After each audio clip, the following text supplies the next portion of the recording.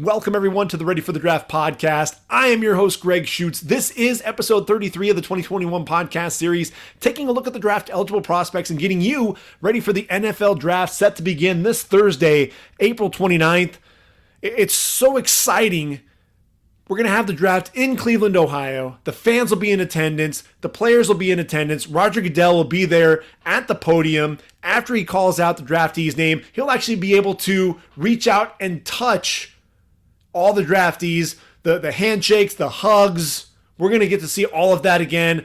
It's super exciting to have all of that. I'm fired up, if you can't already tell.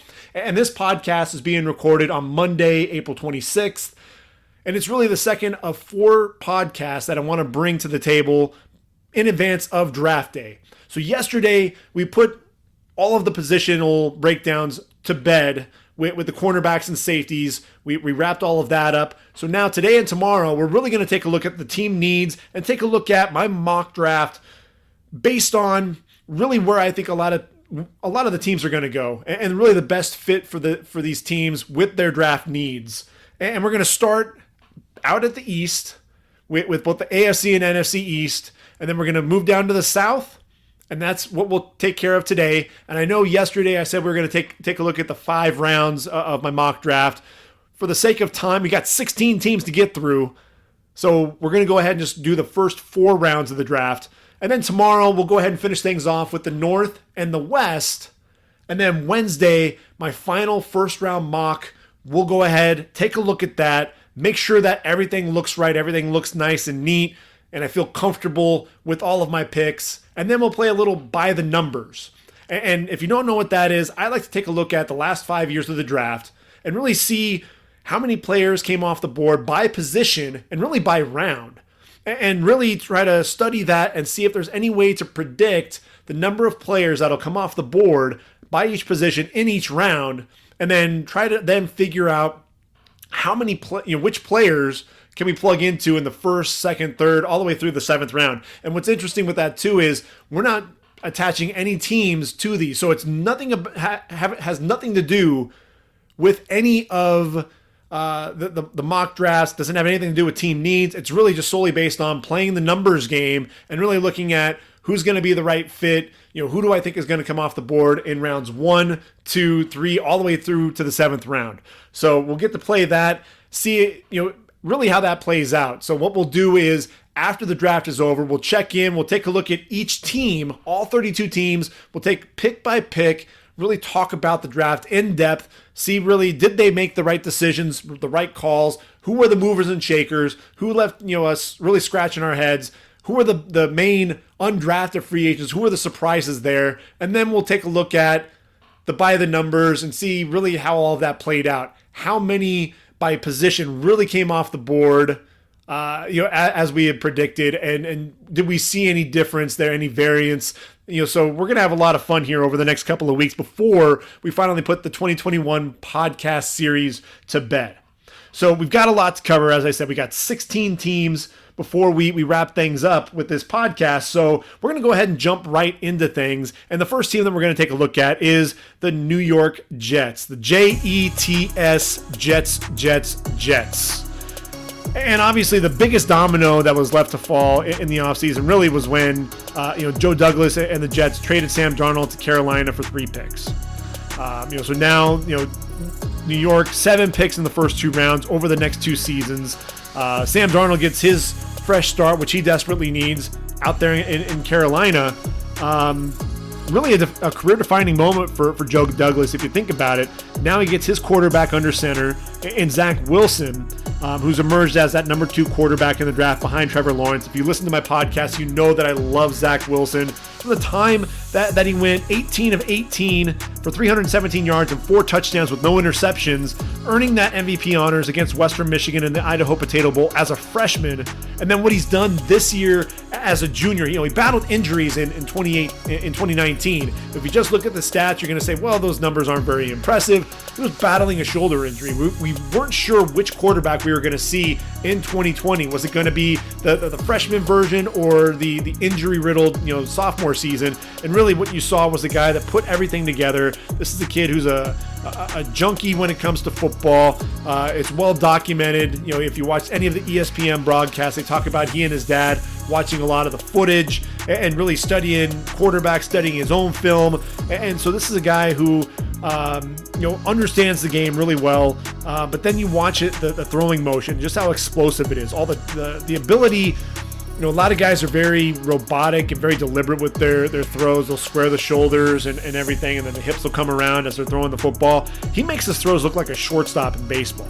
And that's the thing. When he's on the move, everything is all at once, and really the torque and his ability to just get everything around all at once, the velocity with the throws, and then the pinpoint accuracy.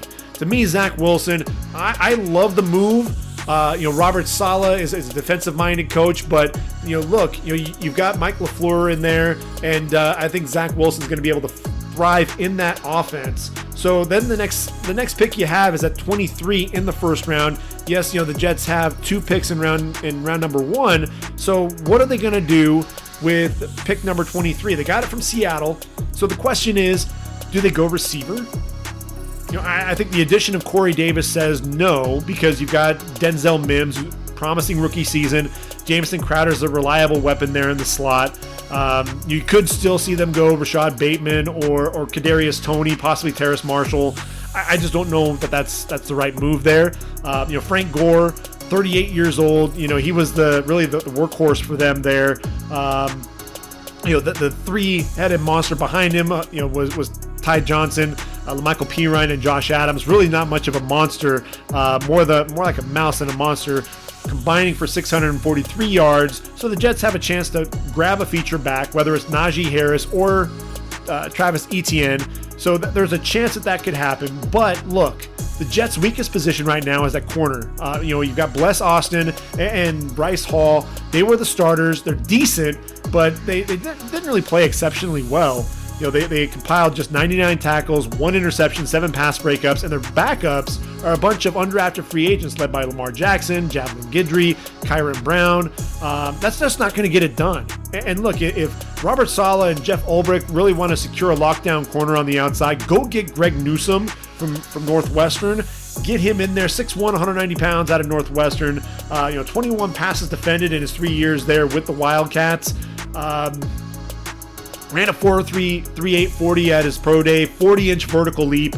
This is a guy, to me, he plays the sideline really well, does a really good job pinning the guy to the sideline, and then he does this look and lean. When he's looking back for the football, he looks and leans, really takes away any separation that the receiver may have had, able to close the distance very well in zone coverage as well. I think you get Greg Newsome there for the Jets, shore up that cornerback position, because look, corner is really their biggest need area after quarterback, in my opinion. So you can actually wait and get a running back on day 2, and I think that's exactly what they're going to do. So the next pick, it could be a running back. You could potentially see them take Javonte Williams, but I'm looking at 34. I think you really need to look at that offensive line. And I think that's one of the mistakes that the prior regime there with the Jets, they just didn't focus on that offensive line enough. You already have Mekhi Becton there playing that left tackle position, and he looks like he's going to be a stud. But really there are question marks there along that line. I know the team is still high on right tackle George Fant. I think Connor McGovern, he was battled some injuries there at the center. Left guard Alex Lewis, he didn't give up a sack, but he did allow 8 quarterback hits and 16 quarterbacks hurries according to Pro Football Focus. You bring in Dan Feeney to compete with Connor McGovern at center, but look, Gang Green, come on. You need to figure out really what's going on that right side. Are you satisfied with George Fant at right tackle? Do you want to kick him inside to guard? I'm looking at a guy like Liam Eichenberg out of Notre Dame, 6'6", 305. This is a guy, look, didn't allow a sack in each of the last 2 seasons with the Irish. Model of consistency. This is a guy, natural knee bender, easy mover, understands angles, power in his hands. That's one of the things that you really see, that accurate strike to really blow his man back off the ball. I think Eichenberg could be a right tackle if you kick Fant into guard, or he could also play inside. I think of a guy like Max Sharping, who was coming out of Northern Illinois. I think Eichenberg's probably a better pro prospect than Sharping, but still, when you think of Sharping, he was a guy that I thought could play tackle at the next level, ended up kicking inside to guard, and he's starting there for the Texans. Either way, I think Eichenberg will be a great fit there for the Jets. Take care of your quarterback, take care of your investment, and that's really going to be the best move, I think, for the Jets. Moving on to round 3, this is where I think you can get your running back. I think there's going to be a run on running backs in rounds 3 and 4. That's really where I think you're going to see it happen. And I'm looking at Michael Carter out of North Carolina, 5'8", 199 pounds. This is a guy who finished back-to-back 1,000-yard seasons on the ground to go with 82 passes caught in that career there with the Tar Heels. He was really the lightning to Javonte Williams' thunder, and not the most physically imposing guy, but he really is sudden, excellent vision, sees those cutback lanes, puts his foot in the ground, and then changes that directions on a dime to get there. Makes a lot of those cuts in the open field without losing speed, bounces off contact left and right. And look, the thing that I really like about him, if you watch that game against Miami, the last game, ironically, in a Tar Heel uniform, 24 carries, 308 yards, a yard per carry average of 12.8 with 2 touchdowns. And he proved that he could really be a feature back and carry the load, although, Javonte Williams ended up rushing for over 200 yards himself. What made it so impressive, though, was that vision. He was keeping an eye on Jalen Phillips, who, every time he was committing to crashing inside, it seemed like it was happening time and time again. Carter would just bounce it outside, evade a linebacker on the edge, evade a defensive back down the field, and he would be gone. And that's really one of the things I think, you've got Najee Harris, you've got Travis Etienne at the top of the draft. You can actually get a sleeper like Michael Carter in the 3rd round after addressing some of the major positions. You've got a quarterback, a corner, and an offensive tackle before you draft your running back. I think that really gives you a good, solid foundation, going into day 3 of the draft. And the first pick there in day 3, actually, I think the Jets have a second pick in round. They do in round 3. I got a little ahead of myself. I was moving on to round 4. But I think the Jets, look, the wide receiver core already deeper than it was in 2019, especially with Corey Davis. They also have Keelan Cole as well to team with Mims and Crowder. But they need another weapon in the slot. And I'm looking at Amari Rodgers, perfect slot receiver at the next level.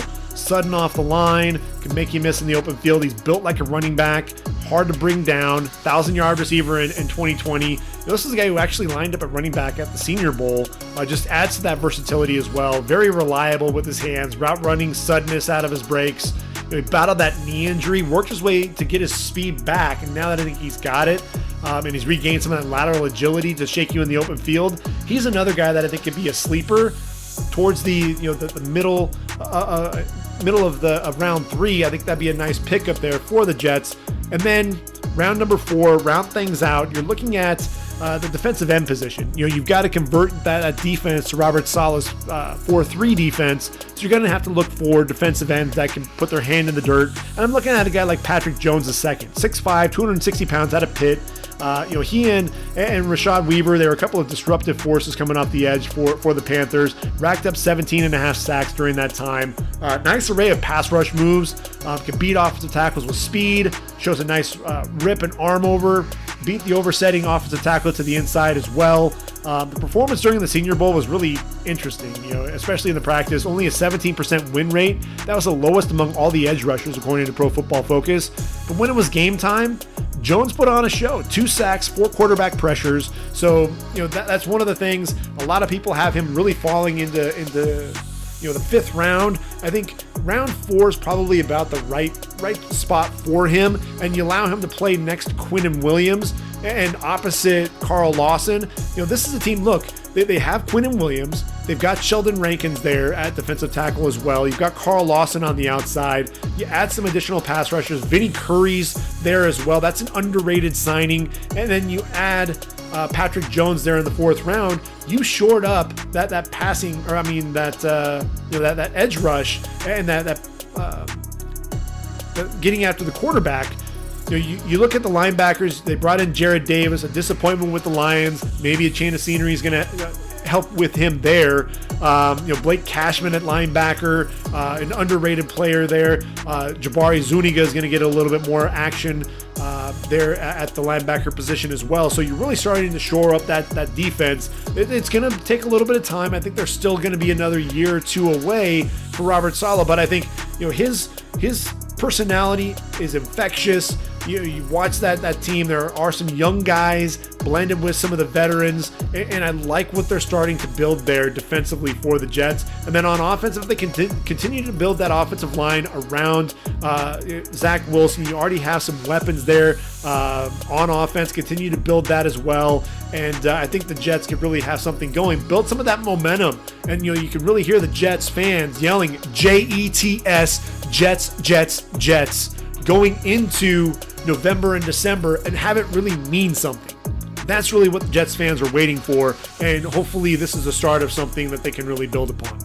So with that said, we're going to go ahead and move on to the Miami Dolphins. And Miami, look, this was a much better season than expected under second-year head coach Brian Flores, right? Just out of the playoffs, 10-6 record.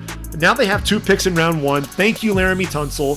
That trade to Houston in August of 2019. Tua, hey, look, he was just okay. Finished with a 6-3 record, completed 64.3% of his passes in 9 starts, managed just 11 touchdowns and 5 interceptions, only 181.4 passing yards per game.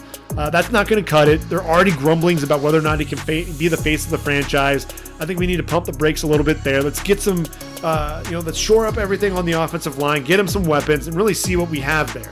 So could this pick potentially be Penei Sewell? If he falls, there's a chance, but I really think this is going to end up being a receiver, and the question is going to be whether or not Cincinnati's going to go Jamar Chase, or if they're going to take Penei Sewell. I think at the end of the day, you've got to take care of Joe Burrow.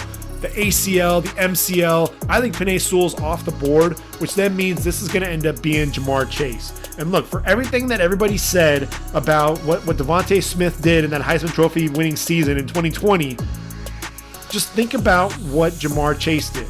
The numbers that he put up: 84 catches, 1,780 yards.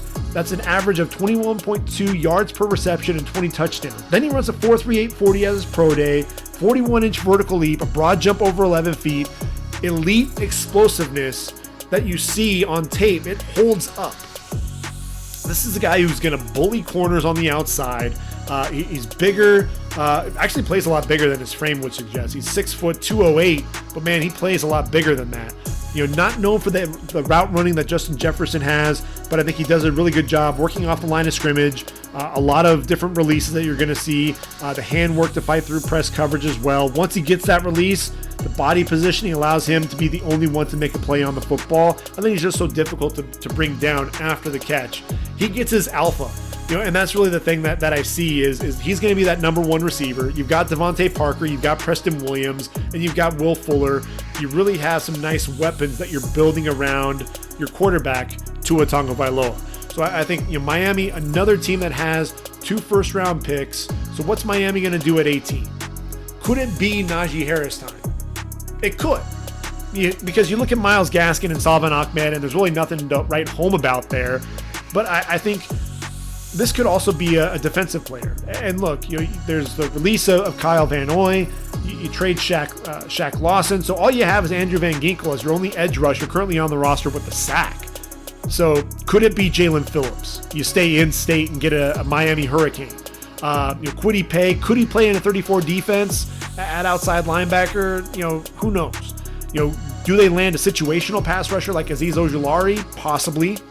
But I'm looking at a guy like Jeremiah Owusu-Koramoah and the versatility that he would bring. 6'1", 221 pounds. He's that new age linebacker. Has that sideline to sideline range. Can bend coming off the edge as a pass rusher. Fills holes downhill. But look, he can line up against not only the running backs and tight ends, but he can also line up in the slot. Even put him outside. He lined up everywhere for Notre Dame and was making plays. It didn't matter where he lined up. And I think you look at a guy like Isaiah Simmons and the way that he started to come on. He had a slow go to start things out there in Arizona. I think he's really starting to pick things up. And this is the chess piece that Brian Flores can really play with and move him all over the field. And yes, they do have Bernardrick McKinney to play with Jerome Baker. there at inside linebacker, but I'm just looking at Jeremiah Owusu-Koramoah. It's a different dynamic, and I think he's one of those guys that Brian Flores can really have a lot of fun with, trying to plug him into a lot of different situations, and really gives them some versatility there defensively. I think then at pick number 36 in round number 2, then you can go running back. Javonte Williams out of North Carolina, 5'10", 220 pounds, the junior. Look, racked up nearly 2,100 yards and caught 42 passes in the last 2 seasons for the Tar Heels. And he's known for the strength between the tackles, the contact balance, refusing to go down after initial contact, but he also has excellent vision. Sees that cutback lane, surprising lateral agility for a guy his size, actually able to cut on a dime and get to the hole, has a burst to the second level. He's not the home run hitter that Michael Carter might be, but I think Javonte Williams is a guy that I think has a little bit more upside because of his size and just some of that all-around versatility to his game. And so I think he'd be a nice pick there for Miami, sitting there at number 36 in round number 2. And then that second pick in round 2, could it be an offensive lineman? It is entirely possible. I think they actually go back to the defensive side. You've got Bobby McCain, you've got Eric Rowe starting at safety. They're both under contract through the 2022 season, but the unit's really lacking playmakers. You've got Brandon Jones out there who's really going to be the future of that, at one of the safety spots. I think Richie Grant is a guy that could be that playmaker there in the back end of that defense. As a sophomore in 2018, All-American, hauled in 6 interceptions, 106 tackles, tremendous range over the top against the pass, not afraid to mix it up coming downhill in the box against the run. This is a guy, filled up the stat sheet, over 290 tackles, 10 interceptions, 17 pass breakups, 11 and a half tackles for loss, and a sack to go along with it as well. He was a Thorpe Award finalist in 2020, put on a show at the Senior Bowl, showed off his instinct, that playmaking ability against the pass and the run. Put that on the back end of Miami's defense. Again, another player that Brian Flores, another chess piece that he can add to that defense. And I think, he's one of those guys, that mad scientist sitting back there, and I think he's just going to enjoy getting a lot of these additional players that he can really have a lot of fun with. So then that moves on to round number 3. And round 3, this is where we go offensive tackle, I think. And when you look at it, you've got Austin Jackson there at left tackle. You've already drafted Robert Hunt. You've drafted Solomon Kindley. Robert Hunt, he's been playing out of position at right tackle. Allow him to kick inside to his more natural position there at guard and get your tackle. And I'm looking at a guy like Spencer Brown out of Northern Iowa. He's 6'8", 321 pounds. He's this year's Mekhi Becton, just a mammoth offensive tackle, punishes defenders on the edge, throwing guys aside with ease, but it's also surprisingly athletic for his size and incredibly powerful. He's got an incredible length with those arms, being as tall as he is, but a 500-pound bench press, which is impressive on its own, but when you think about that length, it is pretty staggering. The athleticism as well at his pro day. 4.88 40, which is fast for a dude that's 6'8" and 321 pounds, but not to mention showing that a bend and the change of direction. He was actually able to run that 3-cone drill under 7 seconds, 6.96. He's an ascending prospect. I think he could end up being a steal at this point in the draft. Play him at the right tackle position. You got Austin Jackson at the left tackle. You really short up that offensive line moving into day number 3 for Miami. And Miami there to round things out. You get into round number 4, and I had to think about this pick a little bit. I really had to kind of look at what Miami was needing. And Devon Godshaw, he signed with New England, and really Miami's on the market for a new nose tackle to really anchor the middle of the defense. They have Raekwon Davis, but I think Raekwon Davis is as much a 5 technique as he is a nose tackle. And I'm looking at a guy like Tyler Shelvin, and I know, he's 6'4", 346 pounds. The endurance is something that you really worry about. Is he going to be in shape, especially after sitting out, this past season? But the dude is massive. He's stout at the point of attack. He's just going to eat up blockers, allows those linebackers to make plays behind him. Think about Jeremiah Owusu-Koramoah, Richie Grant, Bernardrick McKinney, Jerome Baker playing behind him. That's the thing that you can get excited about because this is a dude that's going to eat up a lot of blockers, take up a lot of space, lower body strength, allows him to anchor against double teams, wins with leverage and power, firing off the ball. I think he can give that interior presence for Brian Flores, and again, allows a lot of guys to play behind him. I think about Vince Wilfork and what he was able to do for the New England Patriots. Now, Shelvin's not in the shape that Vince Wilfork was, but I think he's gonna have to work on that and really build himself into the player that Vince Wilfork was. But I think he's one of those guys that could really make a lot of difference there for that defense. And speaking of the Patriots, that's really where we have to head next. And it's one of those things that's really kind of weird, when you're looking at the Patriots, and you didn't really mention them winning the AFC East. They finished third, failed to make the playoffs for the first time since 2008. Now they do have Cam Newton back after his disappointing season. It kind of feels like a one-year rental to me. I think you look at the Patriots; they were uncharacteristically active during the first 2 days of free agency. I mean, it was absolutely ridiculous. It was just one move after the next. Wide receiver was an area of need. So Belichick targets Nelson Aguilar and Kendrick Bourne. They needed tight ends, so they targeted the top 2 tight ends, Hunter Henry and Jonnu Smith. Look, they went after 2 tight ends in round 3, and Dalton Keene and Devin Asiasi last year. Obviously, they weren't satisfied with what they got there, and they went ahead and got the top free agent guys there in 2021. Traded for Trent Brown to get the right tackle. Defensively, short up their front 7. They get Matt Judon coming off the edge. Henry Anderson is a nice 5 technique. I mentioned Devon Godshaw as well. And then they signed Jalen Mills to add depth to the secondary. I mean, they just one thing after another. So it kind of it doesn't fit the Bill Belichick mold to be that active. But really, the offseason's kind of been out of character. So it kind of almost feels like they're going to be in play to go up and get a quarterback. And which quarterback is it going to be? I feel like it's going to be Justin Fields out of Ohio State. 6'3", 227 pounds. The precision passing that you saw there for the Buckeyes. And, a kid, 41 touchdowns, just 3 interceptions as a sophomore, completed 67.2% of his passes. And then, he shows up and, went 5 games before his first interception against Michigan State. Didn't throw another pick until he threw the 2 against Clemson in the college football playoff semifinal. And ultimately, this is a kid, he led the charge to get the Big Ten back on the field during the pandemic. So he shows that leadership skills off the field. And then he shows up, over 70% completion percentage, throws for over 2,100 yards, 22 touchdowns, 6 interceptions in 8 games. And, the arm strength, you saw that there. This is a guy who, was fitting passes into tight windows. He's also a tremendous athlete, runs a 4.44 40 at his pro day, which is absolutely insane.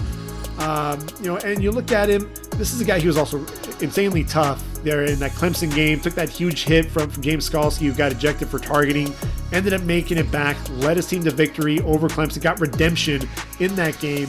But, the thing that concerns me about him is he faced 10 ranked opponents, completed 61.2% of his passes during that time for over 2,400 yards, 23 touchdowns, and all 9 interceptions in his career. When you look at what he did against the rest of his opponents, completed 75.5% of his passes, nearly 2,900 yards, 40 touchdowns, and 0 interceptions. So that's really the big thing that you worry about. The 4 ranked opponents, Indiana, Northwestern, Clemson, and Alabama, managed to complete just 58.5% of his passes for just 993 yards, 9 touchdowns, and 6 interceptions. And so that's the thing that, kind of sticks out. He had a dominant performance there against Clemson in that college football playoff semifinal, 384 yards in that game. And he's a guy, when I think about Justin Fields, you worry about whether or not he can process everything in front of him. It seems like he stared down receivers at times. Some of the, he was predetermined with where he was going to go with the football. Even if there was coverage there, he was still going to find a way to fit the ball in. And he still was able to do that a lot of the time. He won't be able to get away with that at the next level. And that's the biggest thing that's a concern. But I think, the Trey Lance is such a question mark right now in terms of what you're going to get there. I think Bill Belichick, Josh McDaniels, they're looking at him and they're saying Justin Fields can be a guy that we can coach up and he can be our quarterback. Let him play under, Cam Newton for a year and he'll end up being our guy. So Justin Fields comes off the board in round number 1 to the Patriots. So what do the Patriots do in round number 2? To really kick off day 2 of the draft. So what I'm looking at there for the Patriots at this point is, I think they still need to go after that linebacker position. Dante Hightower, hey, he's back after the 2020 season, sat out due to the concerns around the pandemic. But I don't think that stops them from looking for his eventual replacement. Look, he's never played in 16 games in a season. Actually did just once in his nine seasons played in the league.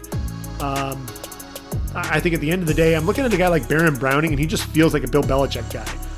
3-down player, high football IQ, perfect fit. Ran a 4.5 140 at his pro day, so he's tremendously athletic. He and Pete Werner were lining up against receivers in the slot. So a lot of times they could still play with 3 linebackers because you had such athletic guys there on the outside. He can bend coming off the edge a little bit, 19 tackles for loss, a menace playing right around the line of scrimmage as well.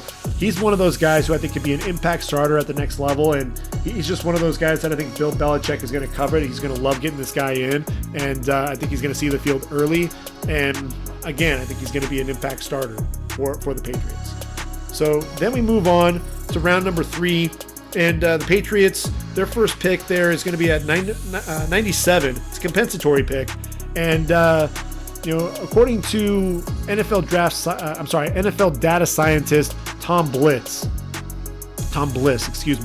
the Patriots run more sub packages than traditional alignments in 2020. So I think New England is still going to use a pick on someone in the secondary. We still don't know what's going to happen with Stephon Gilmore long term. I'm looking at a guy like Benjamin St. Just out of Minnesota. He's 6'3", 205. He's a big corner. But moves really well for a guy his size. Decent transitions, able to drive on the football in a hurry, 10 pass breakups in 2019, also able to climb the ladder, can undercut the route coming downhill, uses that length to make a play on the football. He's one of those guys, I think just that length and his playmaking ability makes a lot of sense, for Bill Belichick as well. So you move on to day 3, and you're looking at the 4th round.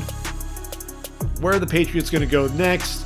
I think they're going to get a receiver.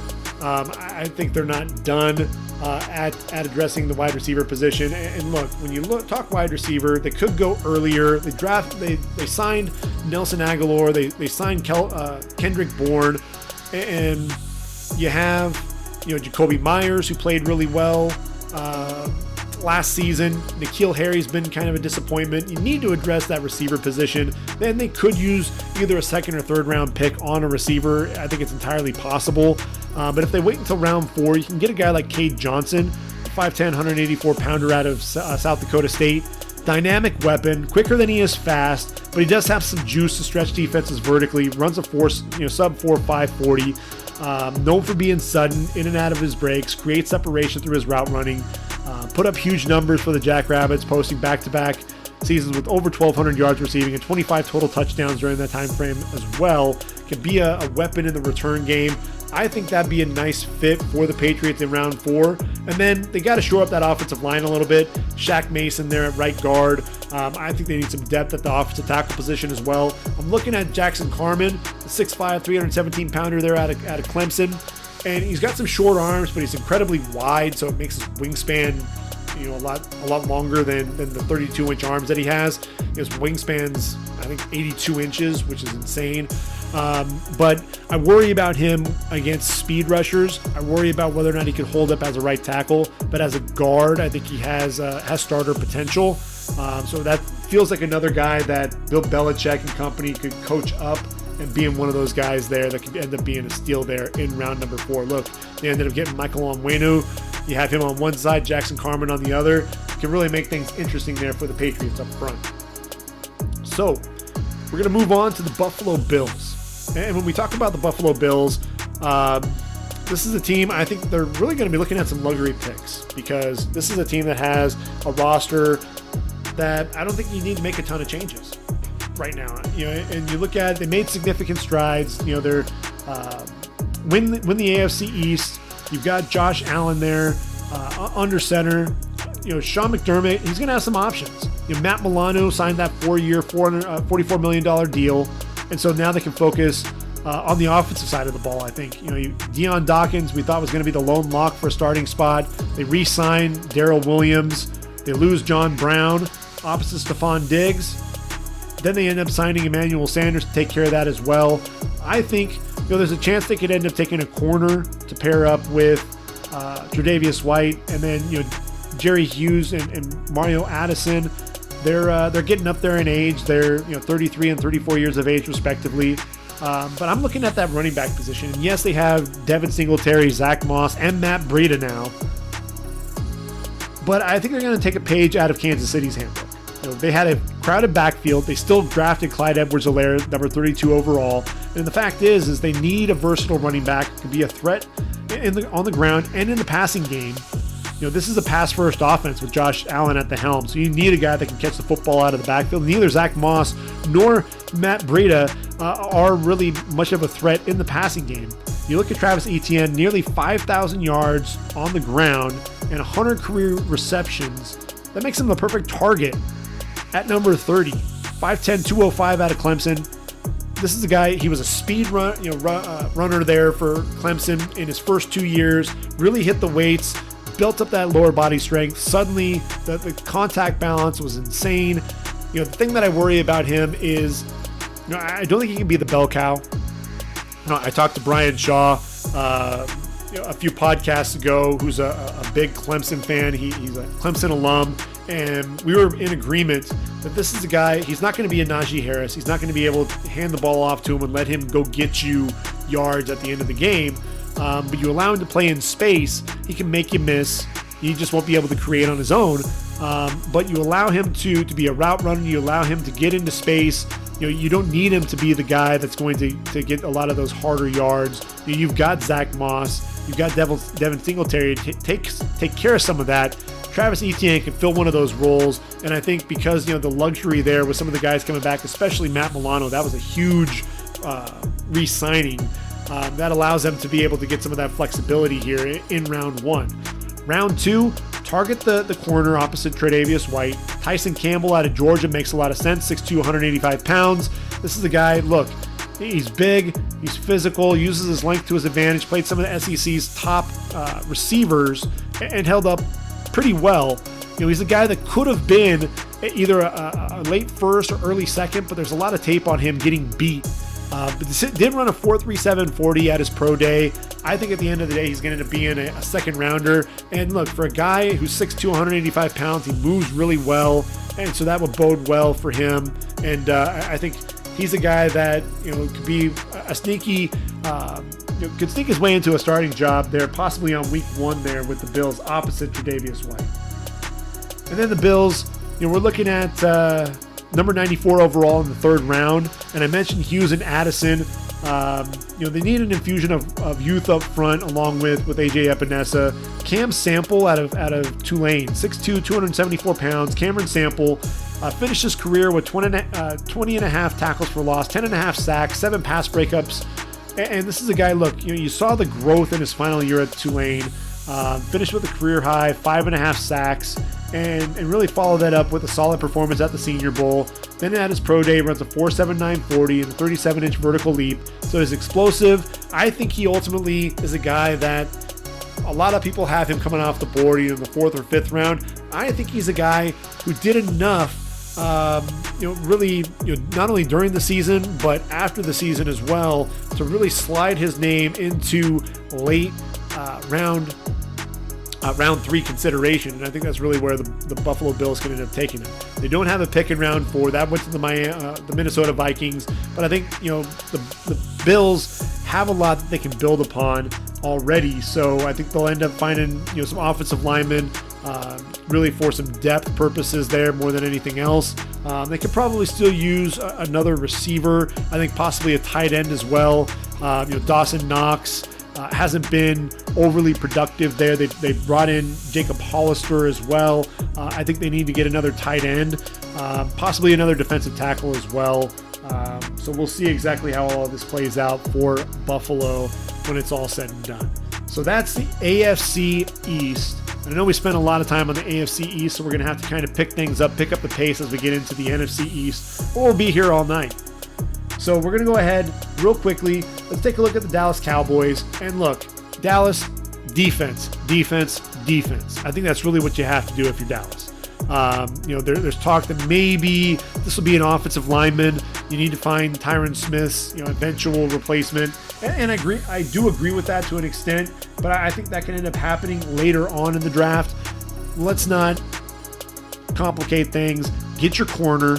You pair up Patrick Surtain with Trevon Diggs and get your corners there, your Bama connection, and let things go from there. Surtain, he has the bloodlines with his father. You see the football IQ. If you heard me talk yesterday about him, press man coverage. That's really what you like about him. Struggles a little bit in off coverage, to be honest with you. I think some of that change of direction, messes with him a little bit. But press man, you put him out on an island, you allow him to get physical with the receiver. He's going to reroute you. He's going to make you really earn any of your yards.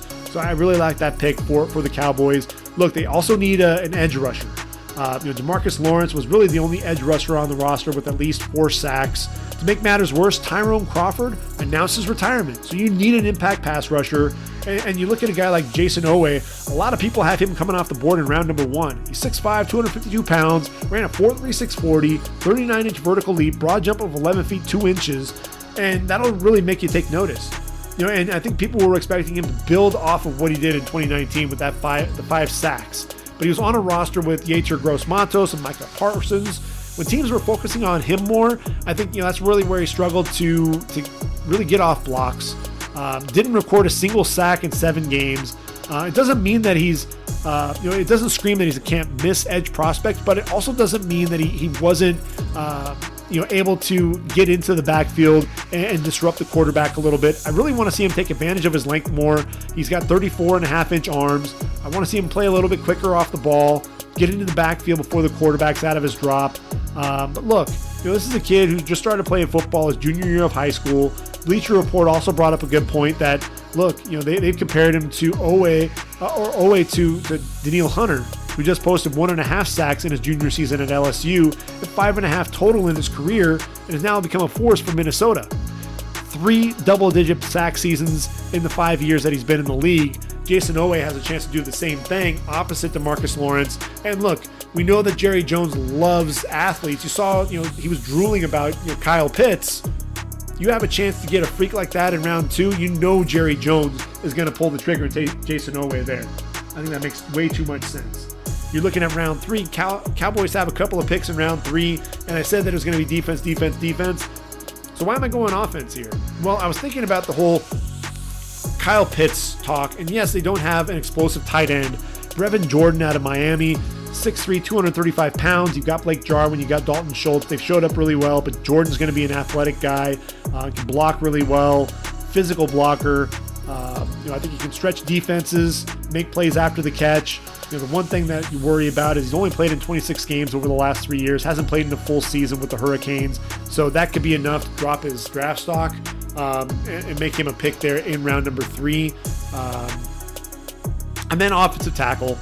I think at some point you got to find Tyron Smith's eventual replacement. Tyron Smith, look, 4-time All-Pro, named twice to the first team and twice to the second team. 7 consecutive Pro Bowl selections between 2013 and 2019. 2020 ends up missing all but 2 games due to a neck injury, and he's actually missed at least 4 games in each of the last 4 seasons. This guy's next stop is going to be Canton. When healthy, he's still one of the best tackles in the league. You just don't know how long he's going to be there. And so you need to find his eventual replacement. I'm looking at Stone Forsythe out of Florida. 6'8", 307, really a guy flying under the radar there in Gainesville, Florida. Excellent movement skills for a guy his size. I love the length. I want to see him get a little bit stronger in generating movement in the running man. Definitely nimble, stays on his toes, and I think he can end up developing under Tyron Smith before eventually taking over whenever Tyron Smith decides to move on. So you move on to round number 4. What are the Cowboys going to be doing in round 4? I'm a lot higher on this guy than a lot of other guys, and I'm talking about Darius Stills out of West Virginia. When you watched him play, it just seemed like he was firing off the ball and in opposing backfields left and right. If he wasn't actually making the play, he was disrupting it enough to allow somebody else to make a play. He and his brother down the stretch were really a formidable duo there for the Mountaineers. I think you have him push on Antoine Woods for playing time. That really allows Neville Gallimore and Tristan Hill to really split time at the 3 technique. And look, 23 tackles for loss, 10.5 sacks at the nose tackle. This is a guy who's usually attacking that inside the interior lineman's outside shoulder, getting into the backfield, using that low pad level, good strength at the point of attack, and explosive burst off the ball. The speed, the power, and just shooting gaps. He's only 6'1", 285, but man, he plays a lot bigger than that size would indicate. I like him. There's some people that have him coming off the board much later than I do, but I think 4th round would be great for the Cowboys. And then they need a safety as well. They signed Keanu Neal to play alongside Donovan Wilson, but I think they need to get another safety. I like Damar Hamlin out of Pittsburgh. Look, 6'1", 195 pounds, a guy that can play the center field. He can cover a little bit in the slot as well. I think he's versatile, a lot more versatile than Paris Ford there for Pittsburgh.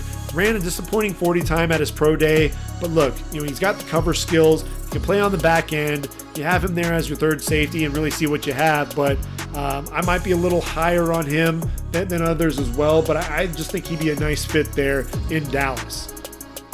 So moving on to the Giants. The Giants, what's interesting about them is they're sitting there at number 11, and they have a chance to potentially get Micah Parsons. If the Broncos don't take him at 9, this could be where he comes off the board. I think they need a linebacker. They need really help at the edge rush position.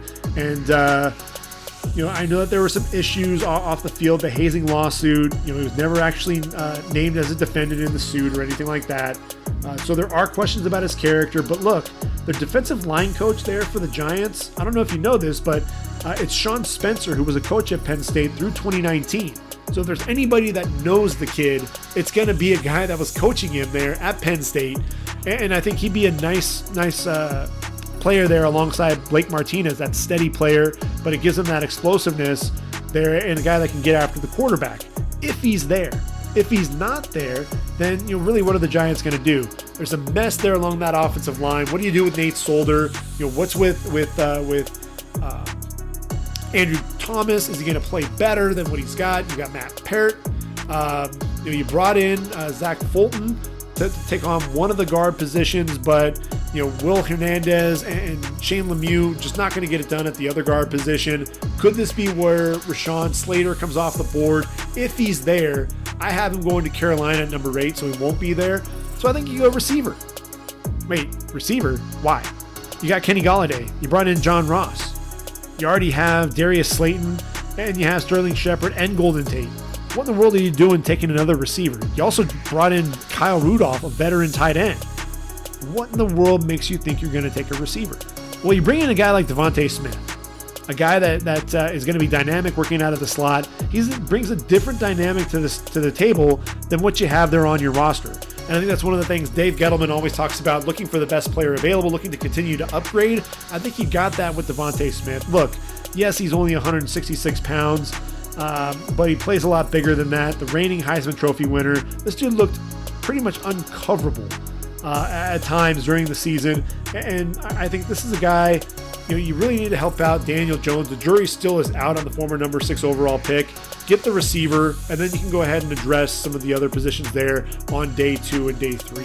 So the Giants in the second round, I think, again, they need to address that pass rush. And I'm looking at Carlos Boogie Basham there out of Wake Forest, 6'4", 285. Let him team with Leonard Williams. You already have Dexter Lawrence.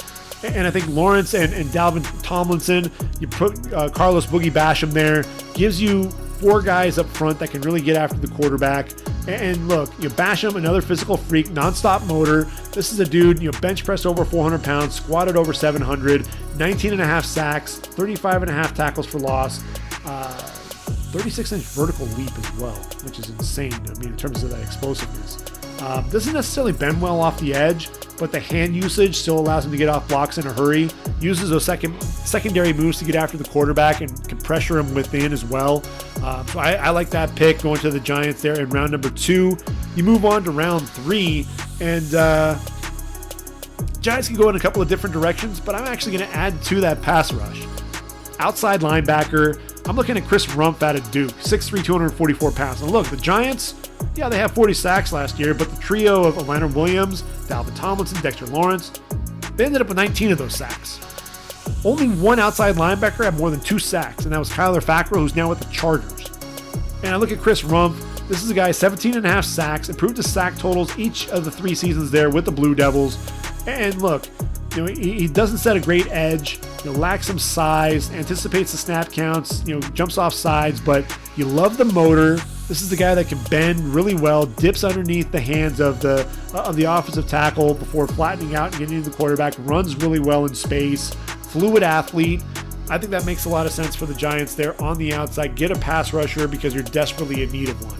So I think that makes sense there in round number 3. And then round 4, Saquon Barkley. Look, he tore his ACL. A real blow to the franchise. The ground game never recovered. Wayne Gallman, Alfred Morris, Dion Lewis, they combined for just over 1,200 yards on the ground. Devontae Freeman was brought in for 5 games. That experiment didn't pan out. Ultimately, I think the Giants, they're on the market for a complimentary back for Barkley. And I'm looking at Chuba Hubbard. 6 foot, 208. This is another guy. He's one of the more explosive backs in the draft. Battled injuries this past season. Only managed to really see action in 7 games. But before that, he was 8th in the Heisman voting after posting 2,094 yards, 21 touchdowns on the ground. He isn't the type of guy that's going to make you miss in the hole. He's a lot like Travis Etienne in that way, but all he needs is a crease, and he's going to be able to go the distance. I don't like his footwork. I don't like Etienne's footwork, but you get him out in space, and these are guys that can be a weapon. And look, Chuba Hubbard hauled in 45 passes in his first 2 seasons in Stillwater with the Cowboys. I like that pick as well. I think it just makes a lot of sense for the Giants to have a receiving option there backing up Saquon Barkley. Which leads us to the Eagles. Eagles trade down to number 12. Could they potentially be on the market for a quarterback? Nick Sirianni did not name Jalen Hurts as a starter, so it's entirely possible now that Carson Wentz is gone. The Eagles, there are a lot to address here. If there's a receiver on the board, they're going to take it. But Kyle Pitts won't be there. And then with Chase, Waddle, and Smith, I don't think any of them are going to be on the board by the time the Eagles are drafting at 12. So the Eagles really have to kind of change things up. Micah Parsons will be a great pick here because their linebacker play has been terrible. Jeremiah Owusu-Koramoah would be a nice pickup as well. They can even go after an edge rusher because gone are the days of Reggie White, Clyde Simmons, even Javon Curse and Hugh Douglas. So you can definitely see even a guy like Kwity Paye or Jalen Phillips come off the board. At the end of the day, though, I'm looking at a corner. Even though they haven't drafted a corner in the first round since Lito Shepherd back in 2002, now is the time.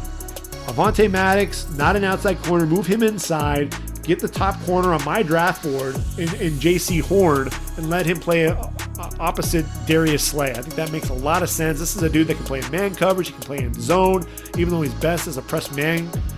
In off coverage as well, does a really good job maintaining depth on double moves, flips those hips, puts them in bail technique, maintains inside leverage, allowing him to read the quarterback and attack the football when it's in the air. Instinctive, has the bloodlines as well. Joe Horn was his father, the excellent receiver there in the NFL. I think it's going to make a lot of sense getting a guy like J.C. Horn there for the Eagles. Then you can go ahead and get your receiver in round 2. Don't reach for a receiver in round 1. Go ahead and get one in round 2. Rondale Moore out of Purdue, 5'9", 180 pounds. This is a guy that could be your number 1 receiver as long as he can stay healthy. He got hurt in both of his sophomore and junior seasons. But look, as a freshman, 114 receptions, over 1,200 yards, 12 touchdowns, freshman All-America. This is a guy, if injury doesn't derail his career, we could potentially be talking about him as a top 10 pick. And when healthy, few exhibit the explosiveness off the ball, the suddenness with the route running. Really the biggest thing you worry about, you almost have to tone back the weight room prowess. He's working out with the offensive line, bench pressing 405, 600-pound squat. The injuries and everything, let's kind of dial that back a little bit and really allow him to let the play on the field do the talking. And I mentioned that the linebacker play has been shaky. If they don't do anything in the first 2 rounds with that linebacker position, I think the Eagles, what they could do is get a guy like Pete Werner in round 3. 6'3", 239, plays like a safety. And I mentioned that earlier about him with Baron Browning playing on the outside. At 6'3", 239 pounds, you see the fluid hips, lining up over the receivers in the slot, flies downhill, shooting gaps, both against the run and as a blitzer, tremendous open field tackler. I think that versatility, the Eagles need help at the linebacker position, and that versatility I think would really go a long way. And now they have a pick at number 85, thanks to the Colts with that trade of Carson Wentz. I'm looking at Jason Kelce. He signed a one-year deal this offseason. He's entering the season 33 years of age. I think you got to find his eventual replacement. Landon Dickerson, to me, he's a talent that could come off the board in round 1 or even round 2, but I think the injuries, all the ACL tears at Florida State, then he tears his ACL again there at Bama. That's his 3rd season-ending injury of his career. Major medical red flags. But look, this is a dude who's physical at the point of attack, tremendous length. He's going to jolt you back, and then once he gets you off balance and gets his hands on you, he's driving you and planting you. I think he gets to learn from Jason Kelce, and look, they'll have 2 of the best characters in all of NFL football. These are 2 guys that I think they'll have a great time together there in that offensive line room. But I think you can learn a lot from Kelce before taking over things there at the pivot for the Eagles. And then finally, we get into round number 4, and really with the Eagles at that point in the draft, they wound up trading away their number 112 overall to the Browns. So that's really where the Eagles stopped with this for this point. But I think, look, you get a corner, a receiver, a linebacker, a center. I think you start moving things, start putting some of those pieces together. I think after that, round 5, you're looking for an edge rusher. I think that's probably the next move after that. And then finally, we got to go to the Washington football team. No, they still don't have a new mascot named. We're still waiting on that, but football team right now it is. And look, 2020, it was the feel-good story. Ron Rivera beating cancer, Alex Smith making the improbable return from that gruesome leg injury 2 years ago. 2 guys that, much respect to both of them. What are they going to do with their pick in round number 1? I think Terry McLaurin needs some help there. They really held up that receiving core with duct tape and bubble gum. When you've got guys like Kelvin Harmon going down to an ACL, you've got a hamstring injury, I believe, that kept Antonio Gandy-Golden out. Emmanuel Hall was battling an injury as well. Nobody could really stay healthy. You ended up having Cam Sims, Steven Sims Jr., and Isaiah Wright really filling out the receiving core. So, Rashawn Bateman, Kadarius Toney, Terrace Marshall, they all make sense. You could also get an offensive tackle, although you've got Jerron Christian, Cornelius Lucas, City Charles, all there at left tackle. Are you going to get another left tackle? I mean, it's entirely possible, but I think you wait until day 2 to make that happen. I ultimately am looking at that linebacker position. Cole Holcomb, 5th-round pick last year. He's definitely a keeper. Can man either the Sam or the Mike. But John Bostic's in the final year of his deal. Ryan Anderson, Kevin Pierre-Louis are gone. I'm looking at my favorite player in the entire draft, Zaven Collins, 6'4", 260. He's now bulked up to 271 pounds. A guy that moves really well. You see the vision. He makes plays behind the line of scrimmage. He's a guy that has that sideline-to-sideline speed. And then look, this is a guy who had 4 interceptions, really put a lot together there, dropping into coverage, really dynamic. That 96-yard walk-off pick 6 to beat Tulane in overtime. When the Golden Hurricane needed to make a play, Zaven Collins was there. Really a cerebral, intelligent player. This is a guy who was his high school's valedictorian there at Hominy High in Hominy, Oklahoma. I think Zaven would make a lot of sense there for Washington there on the defensive side of the football. I know Washington is going to want to address that offense to really match up with that defense, but you sure up, get that linebacker, and you can really focus on the offense on day 2, which is exactly what they do with number 51 overall. Samuel Cosme, look, 6'6", 314 pounds, bends well for a guy his size, light on his feet. He's a guy that, according to Pro Football Focus, his blocks either led to a touchdown or a first down with 25 to go along with 28 knockdown blocks. Still a little bit of finesse guy. Has 33-inch arms. Could kick into inside to guard, but I think he'll end up being a tackle when it's all said and done. And he can end up taking over that left tackle spot. I think that does make some sense there for Washington. And then you move on to round 3, and at some point Washington's going to have to figure out what they're going to do at the quarterback position. And why not go ahead and get your future quarterback? You've got Ryan Fitzpatrick, who's the ultimate stopgap quarterback. If there's any bridge quarterback, it's going to be him. Signed a 1-year deal, $10 million, 38 years of age. He's going to be the starter in 2021. But look at Kyle Trask out of Florida, 6'5", 239. And I look at him, he bided his time there at Florida. Ends up 4th in the Heisman voting, over 4,200 yards, 43 touchdowns, just 8 interceptions. Arm strength's been under fire, but there's no question with that ability to read defenses, throw with anticipation and accuracy, and then the ball placement, that'll give him a chance at the next level. And I think round 3 is really where he should come off the board. I've heard talk that there may be all the quarterbacks can end up coming off the board in round 2. And when I say all the quarterbacks, I'm talking about Davis Mills, Kyle Trask, and Kellen Mond. I just don't see that happening, or at least it shouldn't happen. I know teams are desperate for quarterbacks, but come on, let's be realistic here. I think at the end of the day, Kyle Trask in round 3 makes a lot of sense. And then I mentioned the receivers. You get Dwayne Eskridge out of Western Michigan, 5'9", 190 pounds. This is a dude legit 4.3 speed, generating repeated separation with the route running, and his speed and the acceleration there at the Senior Bowl really solidified his day 2 status. This is a guy who's explosive. I think you pair him up with a guy like Terry McLaurin, Scary Terry, and you really got some things that you're going to make teams really think about on the opposite side. I think it's really going to be a lot of fun to watch. And then Washington, what else are they going to do? Well, in round number 4, Antonio Gibson, solid rookie season, led the team in rushing, just under 800 yards, 11 touchdowns. J.D. McKinnick solidified himself as the number 2 back, second on the team with 80 receptions. Neither one of them is really going to be that power back and downhill ability. Looking at Trey Sermon out of Ohio State, 6 foot, 215. Not much of a factor in the passing game, but look, just turn on that game against Northwestern where he ran for 331 yards. That's really where his draft stock actually moved up and put him into that 4th round consideration. And I think Washington, that'd be a nice fit for him. So as we continue to move along, we're at about the hour mark. So we're really going to have to fly through the South and try to pick things up a little bit so that we don't have a 3-4 hour podcast when it's all said and done. So we're going to go ahead and take a look at the Jacksonville Jaguars. Jacksonville, they got a ton of picks, so we got to kind of rattle through these pretty quickly. But the Jaguars, you got Trevor Lawrence. We know he's going to be the number 1 overall pick. A lot of people think he's a generational type talent.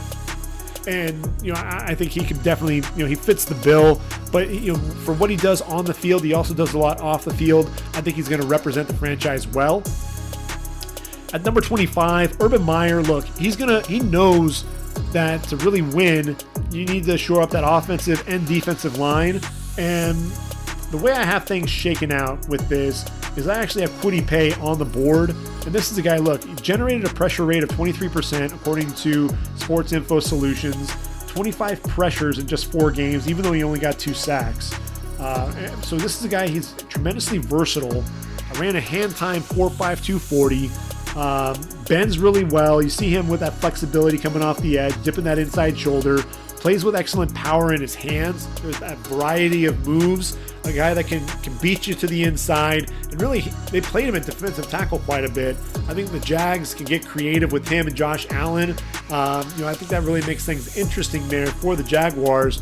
They're in round number 1. So if you get Lawrence and Paye, that'd really be a nice start to their draft. And then, number 33, what about baby Gronk? Pat Freiermuth, 6'5", 258. You get a junior tight end here, a knack for finding the end zone, 16 touchdowns in his 3 seasons, really reminiscent of Gronk in that way. Also really a good blocker, can stretch the defenses up the seam. I like that pick. I think, really with the Jags, their tight end production, really, there wasn't much there. Tyler Eifert, James O'Shaughnessy just tallied 611 yards between them. Neither tight end finished. No other tight end finished in the top 10 in receptions either. Eifert was brought back. He was let go, but then brought back. I think ultimately getting Freiermuth would be a huge win there at number 33 overall, even if it is a little bit of a reach. At number 45, I think you've got the franchise tag on Cam Robinson. Holding down Trevor Lawrence's blind side in 2021. You want to have the veteran presence doing that. But I think there's also an immediate need at guard because I think A.J. Cann can end up being a cap casualty. Add a versatile lineman like Alex Leatherwood, the reigning Outland Trophy winner, a guy who has the versatility to play inside at guard or outside at tackle. He's done both there for Bama.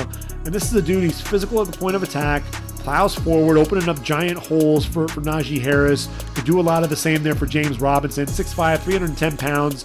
You play him at guard right away, and then if Cam Robinson walks, you move him outside the tackle. I think it makes a lot of sense. So after that pick, there in round number 2, you move on to round 3, and yes, the Jags once again at the top of round number 3. What are they going to do? You get a defensive tackle, right? We already talked about the offensive line. You also address the defensive line. Taven Bryan's been a disappointment to this point. You signed Malcolm Brown. You need more depth up front. Get Milton Williams out of Louisiana Tech. Could be a second rounder. He's 6'3", 284, 19 tackles for loss, 10 sacks in his final 2 seasons there with the Bulldogs. First step quickness is ridiculous. 4'6", 140, 38.5-inch vertical leap. Also ran a 6'8'7" 3-cone drill, which is ridiculous. And he put up 34 reps in the bench press. Workout warrior, yes, but the production also matches up as well. He's a guy, to me, I think 3rd round would be a great value there for the Jags. Get a guy who can generate some pressure, getting into the backfield, collapse in the pocket from within. I really like that pick. So the Jags, after that, where are we at? Round number 4, I think you need to get another safety in there. You've got a lot of safeties, but they're really lacking a playmaker. Andrew Wingard, Jared Wilson. You have Daniel Thomas from last year. You brought in some guys there. I look at Caden Stearns, 6 foot 207. This is a guy really played well his freshman season. Never really lived up to that production. Ran a 4.4 40, 42-inch vertical leap. So you know that he's one of the more explosive and fluid athletes. I think at the end of the day, if Jacksonville can coach him up, he can end up starting for that franchise when it's all said and done. I think he has that type of potential. It's just, will he ever be able to live that? And so that's really the big question there. And then at 131 overall, Jaguars sitting there again. I mentioned, defensive end. You've got DeJuan Smoot that you re-signed. Jihad Ward is on the roster as well. And then Kalavan Chasen. But I'm looking at Dayo Odengbo. Get another edge rusher in there. You already have Kwity Paye. You get Odengbo in there as well, and you just shore up that offensive line. Odengbo, tore his Achilles. I know what that's all about. It's a painful injury and one that takes time to recover from. But look, 26.5 tackles for loss, 8.5 sacks. You're not going to have him really in 2021. You can shelve him for a year and then bring him back in 2022. And depending on what you have up front, you could potentially have Josh Allen, Kwity Paye, Dayo Odengbo, DeJuan Smoot. That's a pretty nice rotation of edge rushers when it's all said and done. So I think Jaguars, with all their picks, you could end up stashing a guy like Odengbo for a year and be just fine. So after the Jags, we're going to go ahead and move on to the Indianapolis Colts. And obviously the Colts, we know what happened this offseason. They ended up getting their quarterback in Carson Wentz now that Phillip Rivers retired. And you need to take care of him, right? Anthony Costanzo's gone. He's turned that line over to Quentin Nelson, Braden Smith, and Ryan Kelly. But you need to get another tackle in there. I'm looking at Tevin Jenkins. He's 6'5", 320 pounds. This is a dude who's physical, played right tackle primarily at Oklahoma State, but he actually started the 2020 season at left tackle. An injury forced him back to the right side.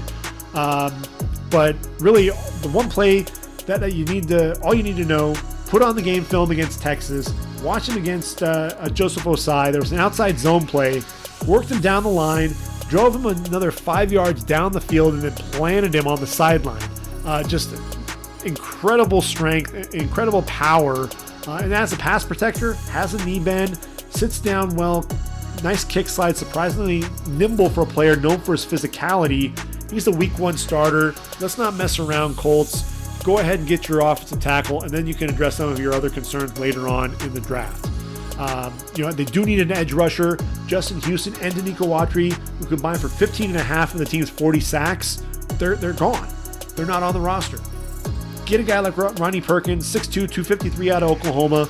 This is a guy, he sat out, missed 5 games due to the marijuana test that caused him to miss the Peach Bowl. And after that suspension, he changed the whole complexion of the Sooner defense. One-man wrecking crew coming off the edge, and suddenly this was a team that was inspired playing defense. They lost 2 games early on to K-State and Iowa State, and that nonstop motor was infectious. Suddenly you had 4 and 5 Sooners rallying to the football. The crimson and cream was everywhere, and that energy is exactly what Indy could use on the defensive side of the football. So you move on to round number 3. What are the Colts going to do there?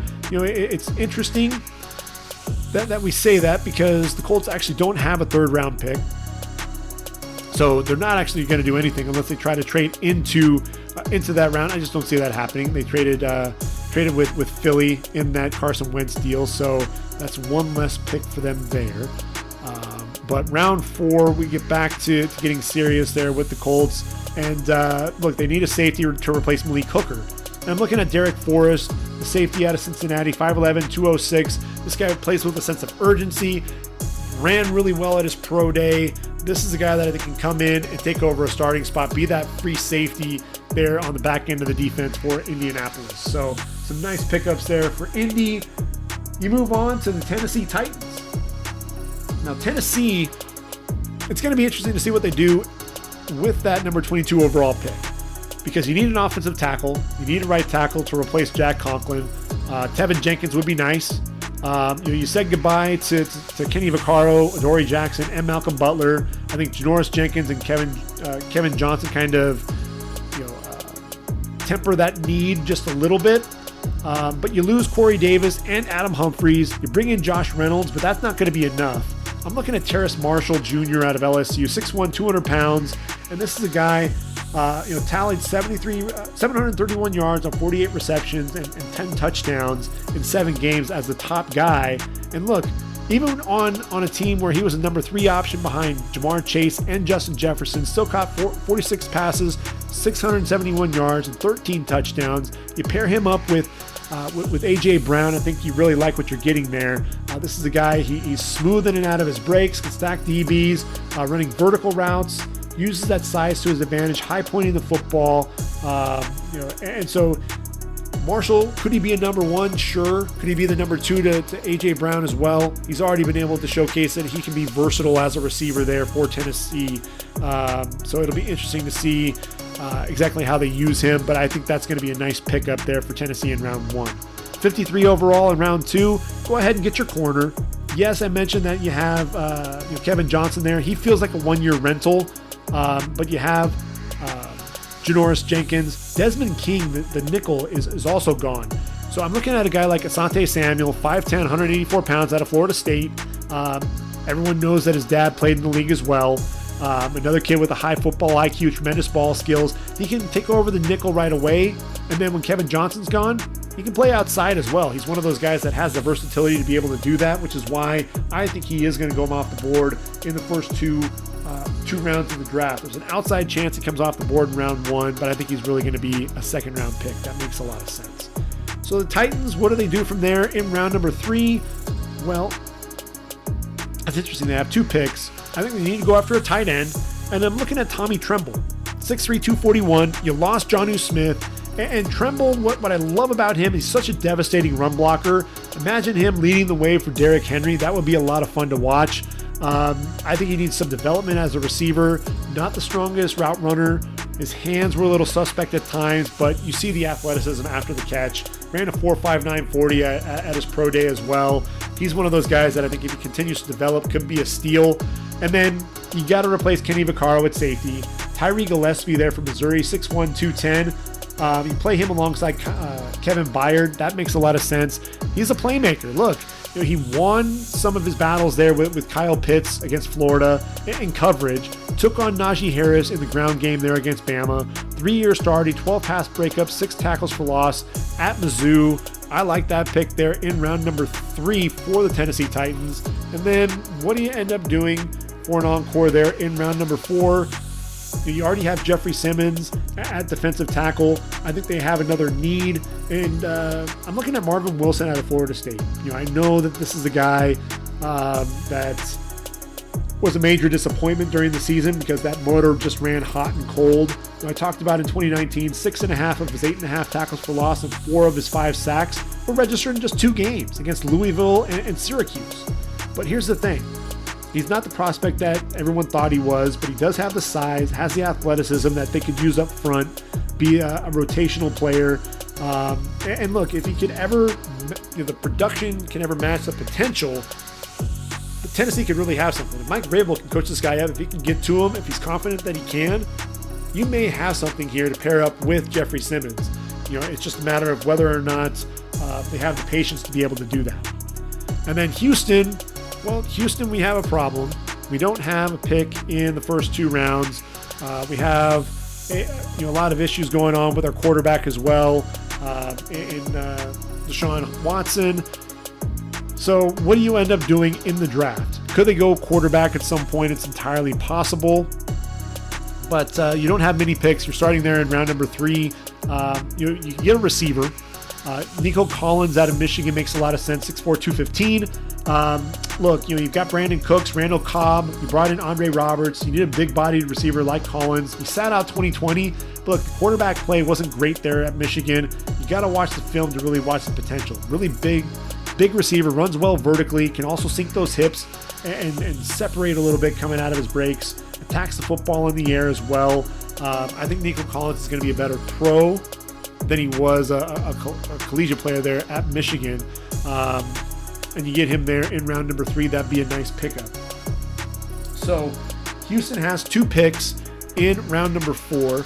And I think what's going to be interesting there is you need a defensive end now that J.J. Watt is gone. That's the latest thing.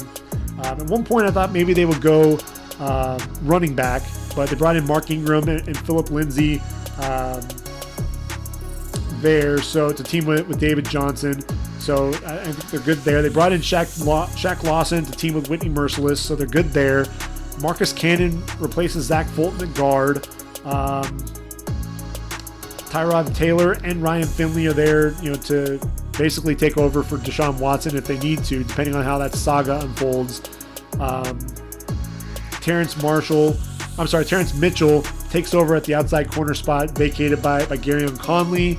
So it's interesting to see, a lot of the different moves. They still need that defensive end.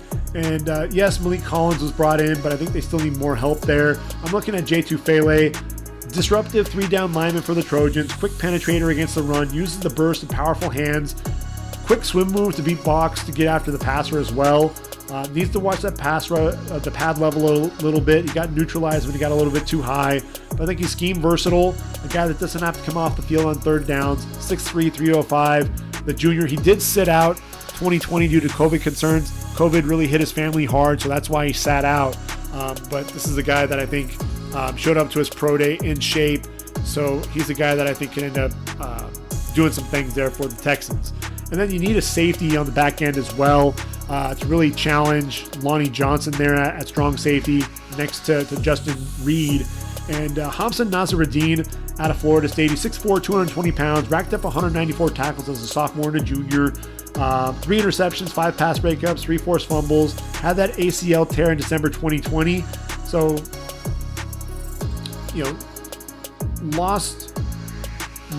December of 2019, so lost the majority of his 2020 season, only saw the field twice in his senior year. He's going to have to show that he's 100% and silence some of the critics about him potentially being a little bit too stiff-hipped. But this is a guy who plays with good instincts, actually showed pretty good range there for Florida State. A guy that has 100 tackle potential. He showed that for the Seminoles. And I think he can really challenge Lonnie Johnson, who's really a corner that they converted to safety. I think Nazaruddin, if nothing else, would be a nice third safety. but I think he has starter potential there for Houston. So that leads us to our final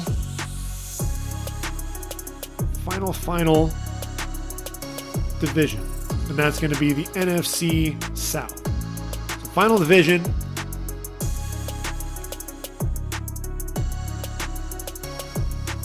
And so that brings us to our final division, and that's going to be the NFC South.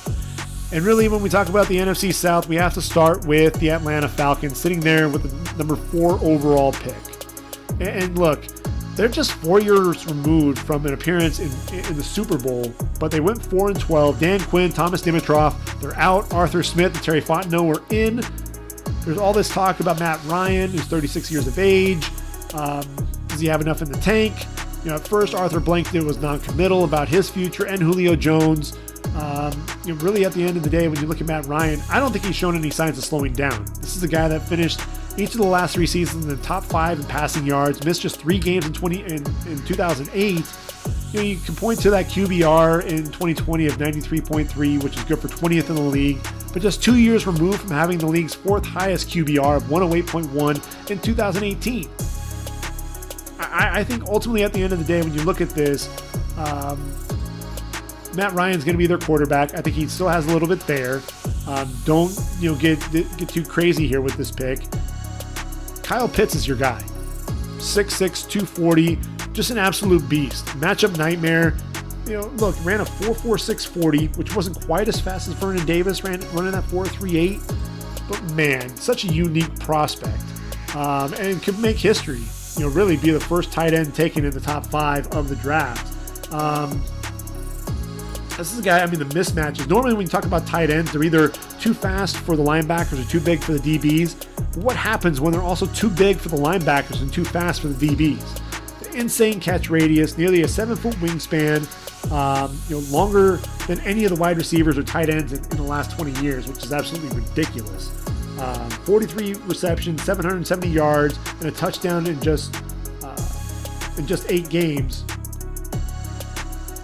And you look at it, the receiving core there with Kadarius Toney and Trevon Grimes. Pitts was still Kyle Trask's favorite target. He ended up with at least 5 receptions in 6 of 8 games and tallied multiple touchdowns in 3 games, including a 4-touchdown game to kick off the year against Mississippi. A guy that all Kyle Trask needed to do was throw the ball up, allow Pitts to elevate, use that length. When you've got nearly a 7-foot wingspan, just put the ball anywhere near this guy. And when you think about it, you think about what Travis Kelce has meant to Patrick Mahomes and the Chiefs. This Kyle Pitts could potentially put a couple of extra years there on Matt Ryan's career. And when you think about it, they're entertaining offers for Julio Jones, but I really want to see this played out for 1 more year at least. Imagine trying to double both Kyle Pitts and Julio Jones. Calvin Ridley, if I'm him, I'm getting excited because now I'm seeing a lot of single man and I can really make a lot of plays. If I'm a fantasy football owner, I'm going after Calvin Ridley because I think he's going to have a huge year this next year because he's going to be the guy that is going to be seeing a lot of one-on-one matchups that he can really take full advantage of. And I mentioned that Atlanta, Matt Ryan wasn't the issue. They had some issues up front on the offensive line, but really that running game was terrible. And they needed to show up that running game. They could go Javonte Williams here. I went back and forth a lot with that pick. But ultimately, with Dante Fowler tearing his ACL and Atlanta already struggling with the pass rush issues, just finished with 29 on the year, which tied them for 23rd in the league. But they only had 2 players finish the season with more than 3 sacks. I'm looking at Joseph Osai out of Texas, 6'4", 253, 15.5 tackles for loss, 5.5 sacks this past season. And the numbers just don't speak to how good he was living in opposing backfields, just showing how disruptive he can be. 41.5-inch vertical leap, so the explosiveness is absolutely there. This is a dude, the handwork, you see him stab that inside hand and then club with the outside hand to soften that edge before flattening out to the quarterback. He's a guy, to me, first-round talent that Atlanta can get in round number 2, really help with that pass rush, especially now that Dante Fowler's gone down, which means Atlanta's got to find a running back in round 3, right? Well, they end up finding one in Kenneth Gainwell. 5'11", 191 pounds, sat out his redshirt sophomore season, but as a redshirt freshman, this dude, over 1,400 yards on the ground, 13 touchdowns, also caught 51 passes for another 610 yards. He brings a different dynamic to that Falcon offense, be another additional weapon in the passing game for Matt Ryan. And look, that running game, you've got the 27th ranked rushing offense. All three of the team's top rushers, and Todd Gurley, Brian Hill, Ito Smith, no longer on the roster either. In dire need of improvement on that running game. That's critical that they end up getting another running back before they get out of day 2. So I think Kenneth Gainwell would make a lot of sense. And then in round 4, there's a chance that this guy can end up coming off the board in round 3.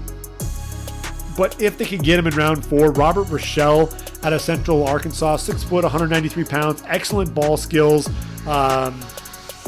He's a guy that really has kind of flown under the radar. Really an FCS guy. Only got to play one game, and that was against North Dakota State. But look, the production is absolutely there. 10 interceptions in his career, 25 pass breakups as well, 2 forced fumbles, a couple of forced fumble recoveries, on the year as well. So he's a guy, to me, you gotta get a corner to shore things up. You've got AJ Terrell, you've got Isaiah Oliver, but you need another corner, and you get Robert Rochelle there. That makes a lot of sense for Atlanta. So you move on from Atlanta, you go on to Carolina. What is Carolina going to do? There are talks they may end up trading Sam Darnold because of his rookie deal and end up going after somebody else, possibly Justin Fields. Can we just stop the insanity for a second? What in the world are we talking about here? Come on. You got Sam Darnold. You've got a quarterback that you could end up building your offense around. I think he would do really well in Joe Brady's offense. Let's not mess around. You give him some weapons. You got Robbie Anderson and you've got DJ Moore. They both had 1,000-yard seasons. You got Christian McCaffrey in the backfield. Shore up the offensive line. And that's really, I think, what Matt Rule is going to do. The defensive line, you've got Derek Brown and Yetur Gross-Matos in the first 2 rounds of last year's draft. Matt Rule knows you win in the trenches. Get Rashawn Slater. If Penei Sewell's not on the board, you get Rashawn Slater, 6'4", 314. And look, this is a guy, he impressed at his pro day, ran in the 4.8s, while also repping out 225 33 times. Why did I start with his pro day? He sat out 2020, so you wanted to make sure that this guy was still in shape, and absolutely he was. And he's got the mean streak, but really the biggest thing was he's such an easy mover on the outside, understands angles, and really this pick, his top 10 ability is really kind of, all of it started with that matchup against Chase Young as a junior, where he flat out dominated at times. And that's one of the things that really is impressive, is a guy that people weren't really talking about, goes out against Chase Young and dominates, and now we're looking at him as a top 10 pick. And he's got that 5-position versatility as well. Carolina, go ahead and get your offensive lineman. Russell Okung is gone. You can play him at left tackle opposite Taylor Moton, who you put the franchise tag on. And if you have any issues along the offensive line, if you wanted to, if you needed to address that, you got Greg Little, and you could potentially have Greg Little at tackle and move him around the offensive line, Slater, if you needed to. But I think left tackle is where he really should be playing when it's all said and done, in my opinion. So from there, Carolina, number 39 overall, they could go offense, but I think they could also go defense. It's a 50-50 shot, right? But, in all actuality, I think if the tight end is there, if Pat Freiermuth is there, they end up getting a tight end because Ian Thomas hasn't made the impact that anyone was expecting him to. Dan Arnold was brought in to challenge him. But look, you need a tight end like Greg Olsen, and Pat Freiermuth would be the guy. But with him not there, you brought in AJ Boye to team with Dante Jackson, but there's no depth behind them. I'm looking at Eric Stokes out of Georgia, 6'1", 185 pounds. This is a guy, he returned 2 of his 4 touchdowns in 2020 for 2 of his 4 interceptions for touchdown in 2020. Ran a 4.24 40 at his pro day. 18 pass breakups. Also blocked a punt. Very explosive guy. Everyone talked about Tyson Campbell early on, but it was Eric Stokes and more of his versatility that and that just steadiness that really won me over. That he'd be a second round pick and be taken, the first of the two Georgia Bulldog corners to be taken in the draft. In round number 3, 73 overall, look, I mentioned you have Robbie Anderson, you've got DJ Moore, both went over 1,000 yards, little depth behind him. Yes, they brought in David Moore, but get another receiver for Sam Darnold. Tylan Wallace, 6 foot, 190 pounds, key contributor, in my opinion, for Sam Darnold here.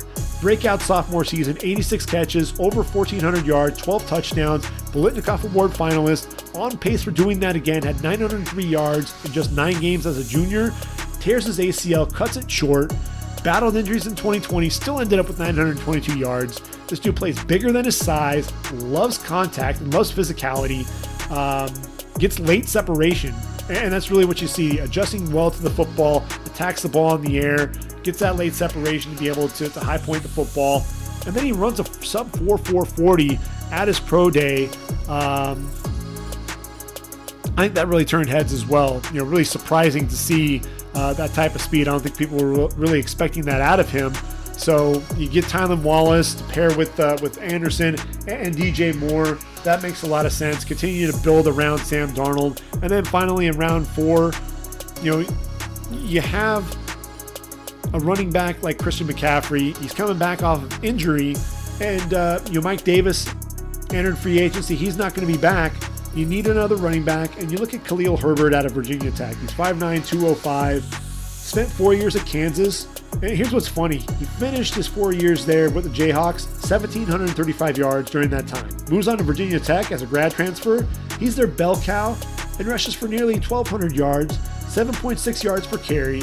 Show that, look, I can run with power. I've got some lateral agility to get outside and make plays with speed down the field. I think he'd be a nice compliment to Christian McCaffrey there for Carolina in the backfield. So that's going to then take us to the New Orleans Saints. And we have to travel a little bit further down on the draft board there on day 1 to get to the New Orleans Saints, but they're sitting there at number 28. The Drew Brees era is over. Unfortunately, the Hall of Fame career that spanned 20 years. It's never easy to replace the league's all-time leading passer, second in passing touchdowns and completion percentage. Jameis Winston's going to try to give it a go. What's interesting, what's going to happen with this pick? Emmanuel Sanders left in free agency. They could take a linebacker to replace Alex Anzalone and Quan Alexander, but I think you really got to help out the receiver position. You got to help out Jameis Winston, and I'm looking at Kadarius Toney. I think he could be that replacement for Emmanuel Sanders to team with Michael Thomas. And look, what I love about Kadarius Toney is he really developed himself from a gadget player into a bona fide receiver. At the Senior Bowl, this dude nobody could cover him. The separation that he was getting was insane. But look, through his first 3 seasons, had just 50 catches for 606 yards and 2 touchdowns. Really, the focus wasn't just on the receiver position because he also had 47 carries during that span. But as a senior, no longer a gimmick, became the go-to target for Kyle Pitts. For Kyle Trask and Kyle Pitts either was injured or wasn't getting the football. 70 catches, just 19 carries. So you really wanted to see that. 984 yards, 10 touchdowns, ran a 4.4 140, 11 feet 4 inches in the broad jump as well, which would have placed him 3rd behind only Donovan Peoples-Jones and Jalen Reagor last year. A guy that can line outside, he can line in the slot, stretch defenses vertically, worked underneath, and just that ability to turn nothing into something. I think this is the guy that can really go in there and help with Jameis Winston, give him one of those targets, and take some pressure off Michael Thomas as well. So, what do the Saints do in round 2? Well, they could go linebacker, but I think you got Sheldon Rankins and Malcolm Brown gone. I think you need to get a defensive tackle. Get somebody who's an athletic interior lineman, and there may not be one more athletic than Davion Nixon. 6'3", 305 out of Iowa. The junior, look, as disruptive as they come. He wins at the point of attack with a burst, low pad level, tremendous hands, works to get to the football, extremely productive in opposing backfields with 15.5 tackles for loss in 2020, explosive as a pass rusher, reminds me a lot of Geno Atkins with his ability to shoot gaps, get off blocks, win with leverage, and get downhill to the quarterback. Let's also not forget, the fact that he had that interception that he took back 71 yards for a touchdown against Penn State as well. A guy that I think he had 5 or 6 sacks under his belt there as a pass rusher. And, Davion Nixon, if you listen to any of my podcasts, I talked about number 54 flashing at the beginning of the year when Big Ten play started. And I said, who is this guy?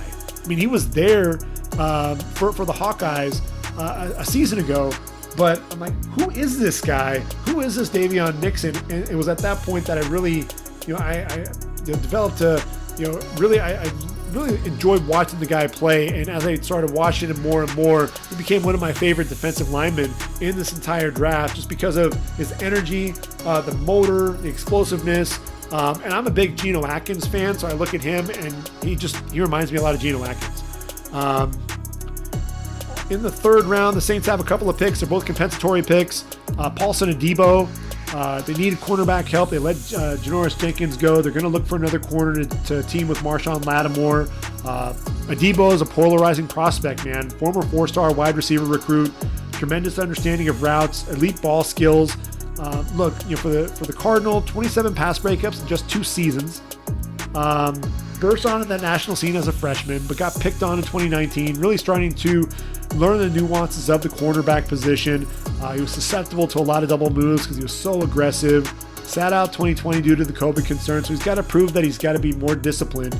But look, he's a corner. He was 6'1", 195, really good size, and those receiver skills and receiver instincts.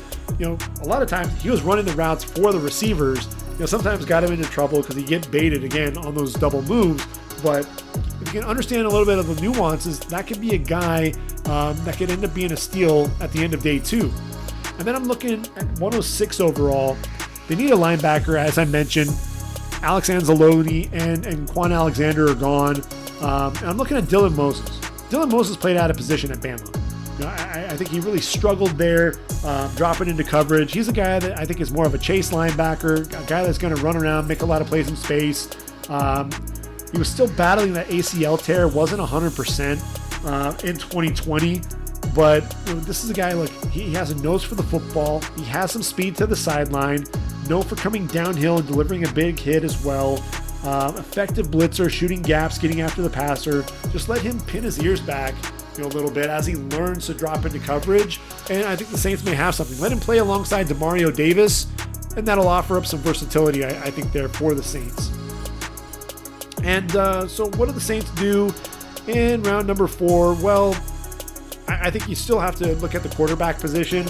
And Kellen Mond, I think, would be a nice pickup there. 6'3", 217.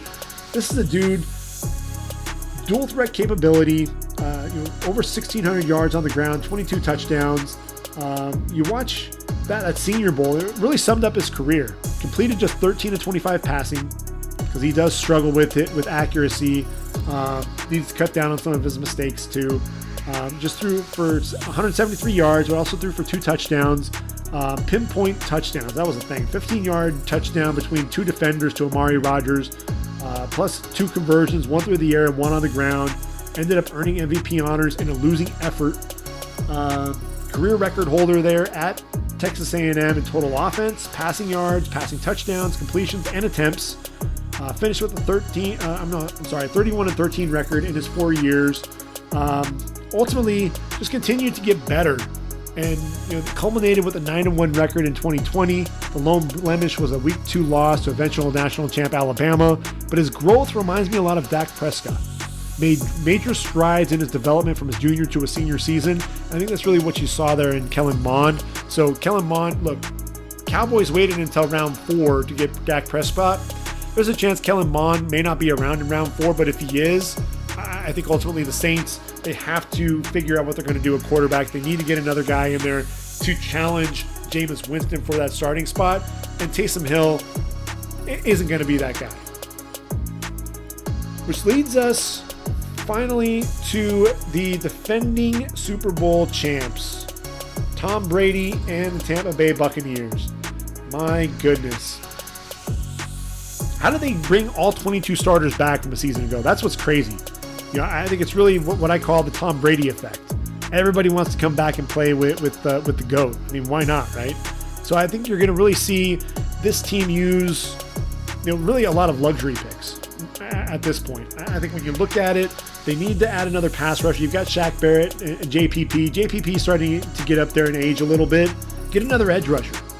Jalen Phillips, to me, 6'5", 266. I think he's the best. He's the most complete edge rusher. Ran a 4.56 40 at his pro day. 36-inch vertical leap. 15.5 tackles for loss and 8.5 sacks in his only season with the Hurricanes. Here's the thing, though. The medicals really concerned me, especially when he had the wrist injury, battled concussions at UCLA, considered retirement, ultimately changed the scenery, gets out to the U, managed to stay healthy, and solidified his status really as the top edge rusher. I think he can rush off the edge, power in his hands, the ability to take that jab step to the outside, get the tackle to overset, and then bring him back to the inside. Secondary moves as well. He can move in to defensive tackle and rush the quarterback from within that way. But the medicals just really bother me. And the more I was doing my draft and I was looking at things, Jalen Phillips may very well fall. And I think a lot of it is due to that concussion history. That's got to be a concern for NFL franchises. So that's ultimately why I had him drop to the end of round 1. Bruce Arians, yeah, he'd be the beneficiary of that for sure. Tampa Bay in round 2. Look, Ryan Jensen, there's no dead cap associated with his contract. He's set to make $10 million in 2021. He can be released after the draft if they find his replacement, and I think Quinn Miners can be that guy. Look, 6'3", 320 pounds out of Division III Wisconsin Whitewater. Now, look, when you've got a guy that you drafted out of Hobart in Ali Marpet, you know that Tampa Bay and Jason Light, they have no problem taking guys out of Division III. This is a dude who proved that he can be a talent, and a guy that more than proved his wealth there at the Senior Bowl against FBS talent. Held his own at the point of attack in the one-on-ones. This is a guy who also showed off some versatility there. Guard and center throughout the week. If you watched him play, you put on the game film, just sit back and enjoy watching him play. It didn't take long to figure out who he was. Very quick out of his stance, turns the corner in a hurry as the pulling guard, and once he finds the defender on the move, when he arrives, he's going to make him pay in spectacular fashion. A lot of fun to watch, but I think he really solidified his status as a day 2 pick at his pro day, running a 4.8 640 with a 1.71 10-yard split, 32-inch vertical leap. That's not bad. Not a bad day at the office for a guy who's 6'3", 320 pounds. I think, he has that versatility to play guard and center. But I think, with Ryan Jensen there, I think the Bucs could definitely end up letting him go, and they get their center there. Tampa, secondary, Antoine Winfield looks like a star at safety. Carlton Davis, solid season on the outside down the stretch. Jordan Whitehead at safety stepped up, and Sean Murphy-Bunting looks like a steal there as a nickel. Had 3 interceptions in the playoffs. I think what they need to address is that outside corner opposite Davis. Get a physical corner to challenge Jamel Dean. And I look at Aaron Robinson out of Central Florida, 6'1", 190. A lot of people think he's going to go off the board in round 2. There was some talk at one point in the first round. I think he's a third-round guy. I think he has good length, experience playing both on the outside and in the nickel. Versatility is going to get him on the field early in Tampa, and I think he has starter potential. I think he can end up challenging Jamel Dean and probably end up taking over that starting spot when it's all said and done. So Tampa, what else are they going to do in that draft? Well, I think you do need to find another receiver for Tom Brady.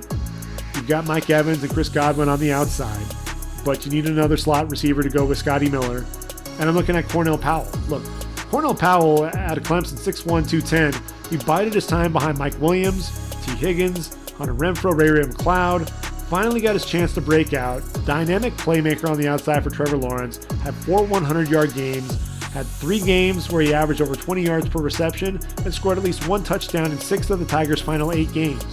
He can stretch the defenses a little bit, can go up for those contested 50-50 balls, and be that weapon in the slot. Look, you lost Antonio Brown, and I think you need to find a guy that could potentially replace him, and Cornell Powell could potentially be that guy.